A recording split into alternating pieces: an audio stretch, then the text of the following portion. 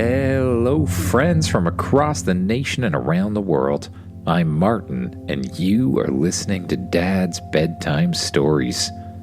Tonight, as I have been doing many Thursday nights lately, we'll be headed back to the Cards of Power universe.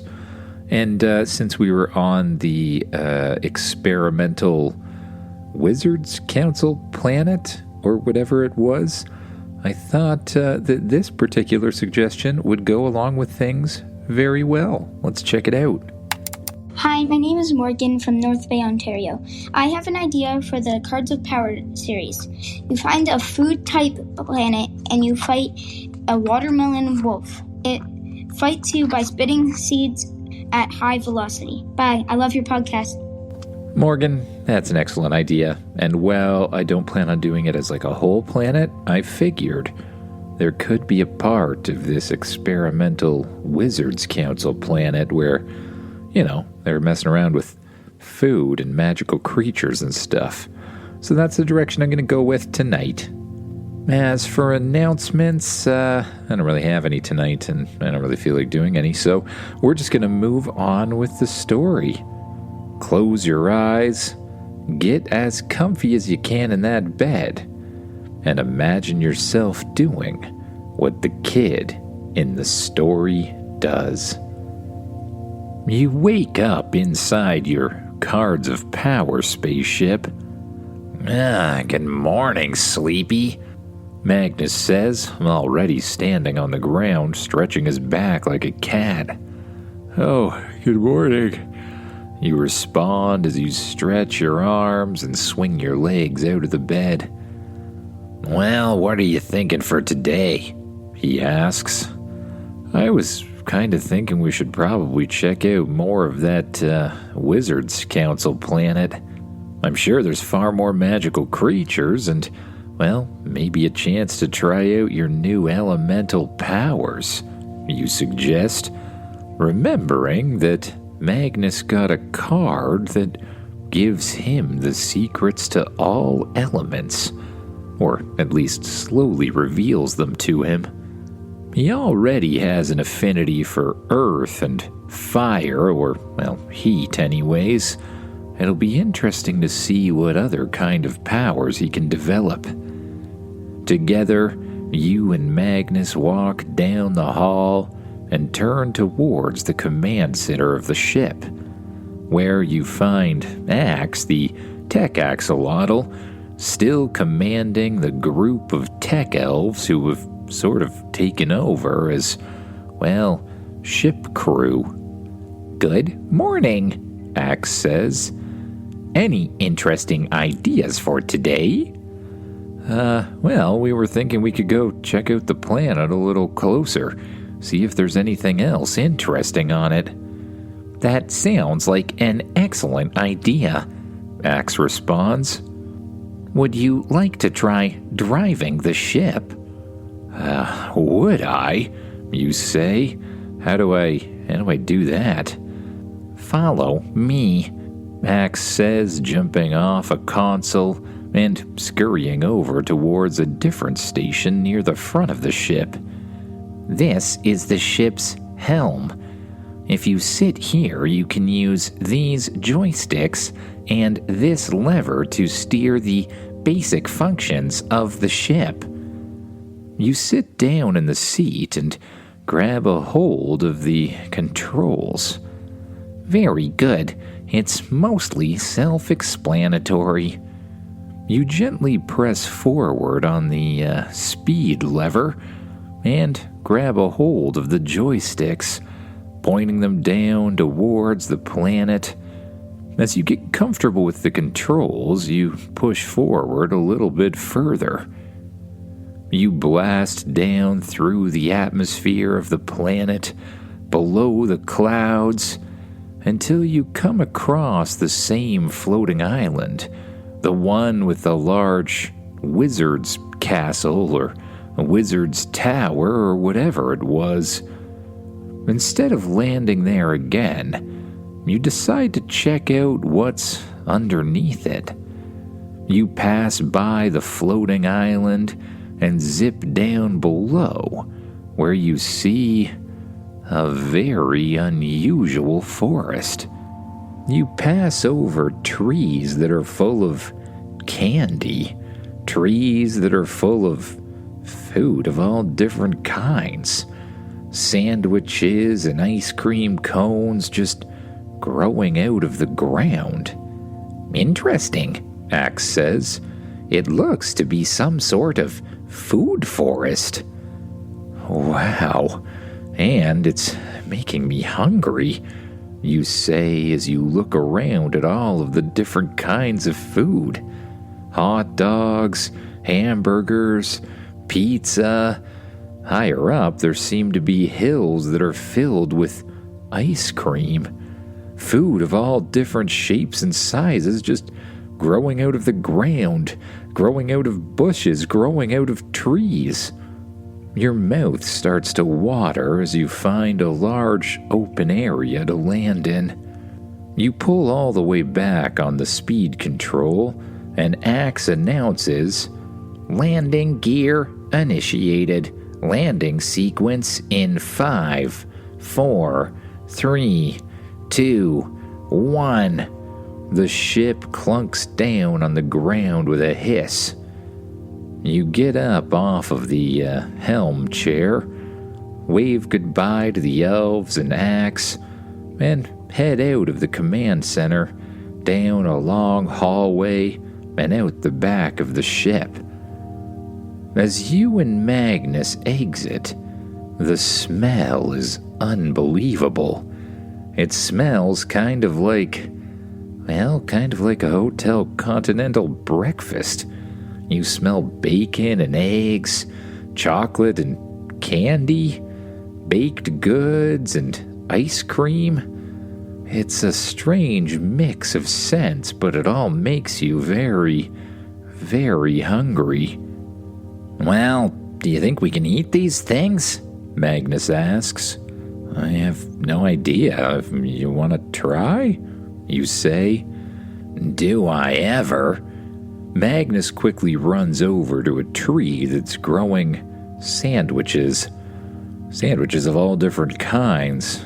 Bologna, ham, roast beef, chicken. You have literally no idea how this tree is producing such things, but they certainly look tasty. Magnus pulls one of the sandwiches off the limb, takes a sniff, and then bites into it. "Ah, it's pretty good," he says. "Kinda dry, though." You find a path that leads through the forest of sandwiches and trees, and you and Magnus venture down it. You pass through the sandwich section into some sort of fruit section. Trees growing all kinds of fruit, even kinds of fruit that don't actually grow on trees. Grapes, apples, oranges, kiwis, and even watermelon. You walk up to the watermelon tree. Normally, watermelons grow on vines out of the ground, so it's sort of a strange-looking thing, holding fruit that seems too big to be held by a tree of this size. You reach out towards one of the watermelons, just wanting to touch it and see exactly what might be inside, when you hear a low-level grumble coming from behind you. You turn around and continue to hear the same sound. Slowly, a creature steps out of the bushes. A creature that looks like a wolf, only it's covered in a sort of watermelon rind armor. You let go of the watermelon, afraid that it might be the wolf's brother or sister or something like that. You put your hands up in the air and begin to back away. And that's when the wolf takes in a large breath of air and blasts something out of its mouth, something that hits Magnus directly in the head, knocking him over on his side. "Hey, ow," he says, brushing off the thing and standing back up. He reaches down to the ground to pick up what looks like a watermelon seed. "I think it shot me with a seed. A super high velocity seed or something." And before you or Magnus can even react, the wolf takes in another large breath and starts blasting out more seeds, rapid fire. They hit Magnus in the head, the chest, the stomach, causing a great deal of pain, and leading to him rolling over on his side, groaning. "Oh, that's it. You're not getting away with that," Magnus says, and he begins to glow. And he begins to grow, larger and larger and larger, into his deity-level form. A black dragon with streaks of pure sunlight energy passing through his body. The veins of light begin to grow, and in response, the watermelon wolf blasts another seed at him. Only this time, the seed explodes on impact, sending Magnus in his new form flying backwards and crashing into a watermelon tree, causing it to break in half and smash to the ground, in turn breaking most of the watermelons hanging from it, something that seems to upset the wolf even more. You quickly summon your high-tech armor and your energy shield card as the wolf lets out more bolts of exploding watermelon seeds. They hit the ground in front of you, causing it to explode into shards of dirt and stone.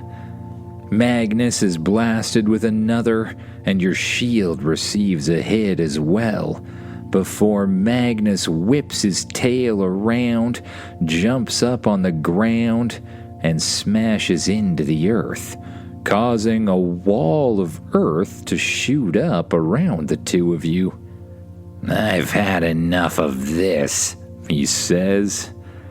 His body heats up, and the walls of earth begin to melt into pure lava. Then, with a roar, bits of the wall start to break apart and shoot directly at the watermelon wolf. It dodges left and then right, avoiding pieces of lava that are flying at it. Magnus allows it to jump a few times before, with precise timing, transforming the earth below it, well, where it lands on its next jump anyways, into lava as well. The dog yelps as it hits the hot ground, jumps out, and Magnus surprises it by flicking a piece of rock with his tail. The rock flies through the air, crashes directly into the wolf, and knocks it over on its side. Next, Magnus lifts his tail up in the air, and you see him do something you've never seen him do before. His tail glows a bright blue color, and a ray of freezing energy blasts out of it, striking the wolf and encasing him in a layer of ice. "What? How'd you do that?" you ask. "I don't know. The idea just sort of came to me. Must be that new card." Magnus returns the ground to normal, and you walk up towards the wolf. You bend down beside the creature, place your hand on the frozen ice cube encasing it, and activate your card core. You connect with the watermelon wolf, and you will its energy to form itself into a card. Slowly the wolf begins to glow, to change its shape and to form itself into a little rectangle that floats down in front of you. You grab it out of the air with your thumb and forefinger, and it solidifies into a card. Watermelon Wolf, it reads. You place the card in your pocket and look over at Magnus. Well, that was weird. Wanna continue? You ask. Sure. I'm pretty sure I see like a hill of ice cream up there, and I want to see what it tastes like. You continue heading through the food forest towards the hill that looks like it's made of ice cream. But before you can get there, a whole bunch of trees that look like they have vines made of spaghetti slowly start to move. At first, you think it's just the wind or something, so you slowly continue to walk through the forest until the trees around you move again. You stop, look to the side, look to Magnus, and yell, "Run!" You start to run as quickly as you can towards the hill of ice cream, but the vines of spaghetti shoot out towards you, wrapping around your arms and legs, wrapping around Magnus, and pulling you up into the trees.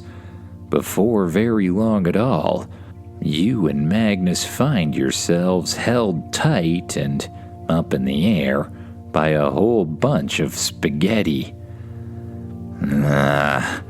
This is not exactly something I enjoy, Magnus says, before lighting his body up with as much heat as he possibly can. Almost instantly, the spaghetti noodles dry up, break apart, and Magnus drops to the ground. You summon your laser katana. It appears in your hand, and with a little flick of your wrist, you're easily able to cut around some of the spaghetti, freeing your arm enough to swipe it at the other side. You quickly cut yourself out, but more spaghetti keeps coming. You continue to chop as Magnus continues to blast. But no matter what you do, the spaghetti continues to grow, continues to try to surround your arms and legs. You chop as quickly as you can, but before long it's clear you'll need another strategy. Perhaps freezing the spaghetti instead, you think, summoning your ice power card. You instantly flash freeze the area around you with intense cold. A blizzard begins out of almost nowhere, and eventually the spaghetti starts to stop, freezes in place. Thanks.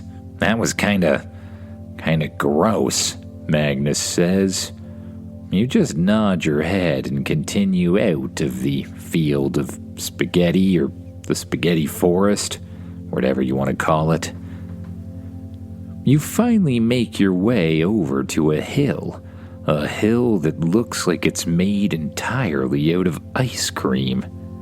Conveniently, a whole bunch of little plants are growing on the hill, and they're sprouting what look to be ice cream cones. You grab a hold of one of them as you walk up through the sticky, cold ice cream goop. The higher up you move, the colder it gets and the fresher the ice cream looks. You take a scoop of some of your favorite flavored ice cream, or at least what looks like your favorite flavored ice cream, and bite into it. Strangely, it tastes even better than what you're used to. Magnus grabs a cone and tries the same over at the chocolate section. He eats it pretty quickly and then grabs another, and another, and another as you continue up the hill. Things seem to be going pretty well until Magnus is suddenly hit in the face with a giant clump of ice cream. Before he can wipe it off, it freezes in place. It turns itself into a block of very frozen ice cream. Magnus sort of stumbles around in circles, unable to see before eventually heating up his body and melting the ice cream apart. "What was that?" he says. You look up the hill in the direction the ice cream came from, and you see an ice cream golem? Or at least that's what it looks like. A golem made entirely out of gigantic scoops of ice cream of every flavor and every color. The golem looks at you, raises its hand, and blasts a huge chunk of ice cream straight at your body. It hits you, blasts you backwards, and pins you up against one of the ice cream cone trees. It instantly freezes in place. You bash at it with your hands, breaking apart the ice and freeing yourself pretty easily. But the ice cream golem continues to attack. Blast after blast of ice cream start bombarding into Magnus, hitting him in the face, the wings, the hands, the arms, each one turning instantly into a frozen chunk of ice cream that, doesn't slow Magnus down much, but is slightly annoying. In response, Magnus heats up his body. He heats it up so much that the ice cream on the ground and the ice cream surrounding him begins to melt all over the place. He marches towards the ice cream golem as blast after blast of ice cream just starts to melt as soon as it gets anywhere near him. The result is a very sticky dragon covered in cream of all different shapes, sizes, and colors, but it's wildly ineffective at stopping the gigantic creature. Magnus walks right up beside the ice cream golem, stares him in the face, opens his mouth, and blasts him with pure sunlight energy. You watch as the golem almost instantly melts into a pile of, burnt cream. The result is sort of like a burnt marshmallow sitting on the ground. You walk up beside the thing, bend down, and reach your hand out. You still feel a bit of a resonance from the creature, even though it's been burnt into a burnt marshmallow crisp sort of thing. You activate your card core, and the lump of melted ice cream begins to glow. You focus on it. You will it to form itself together into a card, and it does exactly that, swirling through the air, reforming itself into a little rectangular shape. You pluck it out of the air with your thumb and forefinger, and the card solidifies. Ice cream golem. You're honestly not sure what you'll do with an ice cream golem card, but it's sort of novel anyways. You can probably sell it to a card shop for a good amount of profit. You tuck it into your pocket and look back at Magnus. Hell, I don't know about you, but I'm not sure if I want to find out what other kinds of food creatures this place has. Maybe we should head back to the ship, the easy way, you suggest. All right, just let me get a little more ice cream, Magnus says as he moves over towards a mound of different flavors and starts scooping them into his mouth, one by one. When he's finally had his fill, he lets out a gigantic burp and says, "All right, we can go." You activate your thrusters and float up into the air. Magnus spreads his wings and lifts up off of the ground. Together, you fly back over top of the food forest, over top of the now burnt and frozen spaghetti, over top of the broken watermelon tree, over top of the forest of sandwiches that are strangely growing out of a tree, and back towards where the ship is gently resting on the ground. You land on the ground in front of the ship.